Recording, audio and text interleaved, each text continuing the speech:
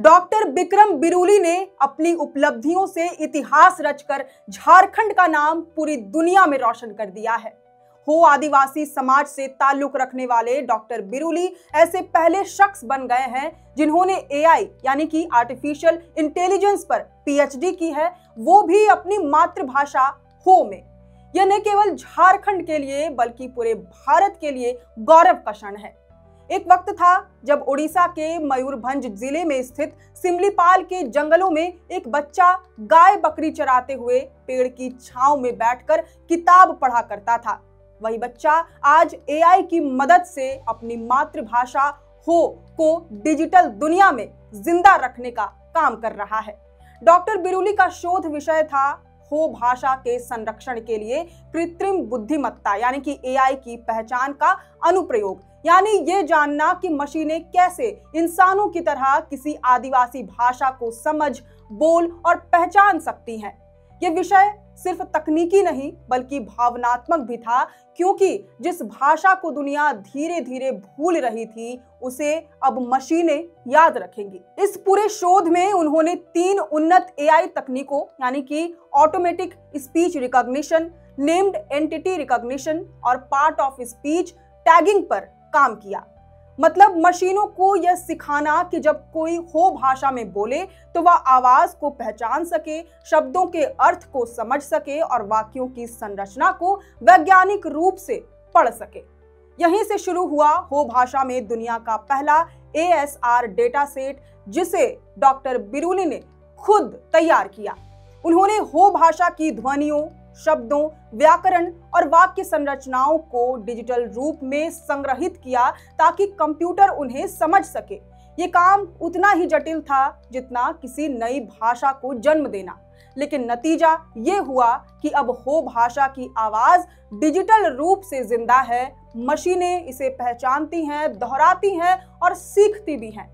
Doctor Biruli के शोध मार्गदर्शक थे डॉक्टर यशवंत दास और डॉक्टर सत्यरंजन दास, जिन्होंने इस युवा शोधकर्ता के जुनून को दिशा दी। ये शोध वैज्ञानिक दृष्टि से जितना क्रांतिकारी है उतना ही सामाजिक रूप से भी बड़ा कदम है।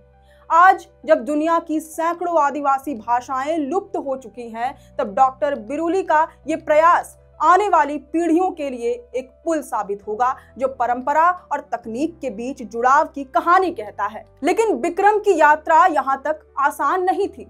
1996 में उड़ीसा के मयूरभंज जिले के सिमलीपाल वन क्षेत्र के बीच स्थित सुदूरवर्ती गांव माटकाम साही में जन्मे बिक्रम के पिता पुरुषोत्तम बिरुली गाय बकरी चराकर परिवार का पालन पोषण करते थे और मां जंगल से पत्ते लाकर 6 बच्चों का पेट भरती थी। बचपन में बिक्रम अपने पिता के साथ जंगलों में जाते, लेकिन बैग में एक किताब, कॉपी और पेन जरूर रखते। 1999 में उड़ीसा में आए विनाशकारी चक्रवात ने उनका घर उजाड़ दिया। कई दिनों तक परिवार ने सहजन साग और पानी पीकर गुजारा किया, लेकिन बिक्रम ने पढ़ाई नहीं छोड़ी। जंगल से साल और अन्य वन उत्पाद इकट्ठा कर बाजार में बेचते और गांव के बच्चों को ट्यूशन पढ़ाकर पढ़ाई का खर्च निकालते।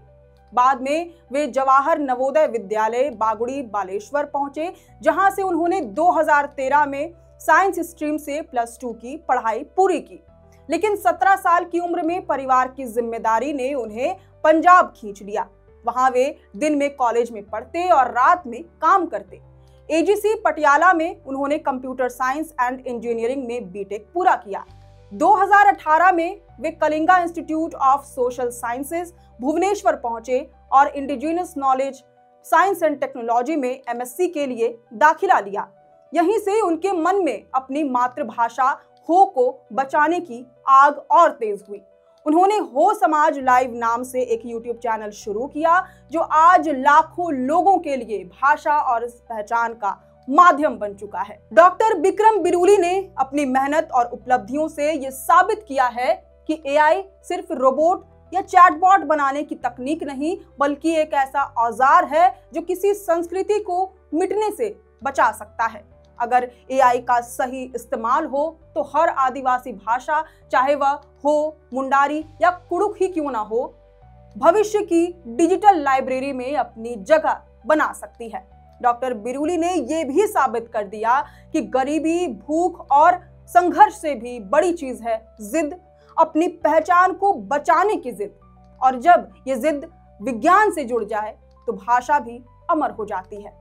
खैर, अब इस पूरी रिपोर्ट पर आपकी क्या राय है, ये हमें कमेंट करके जरूर बताएं।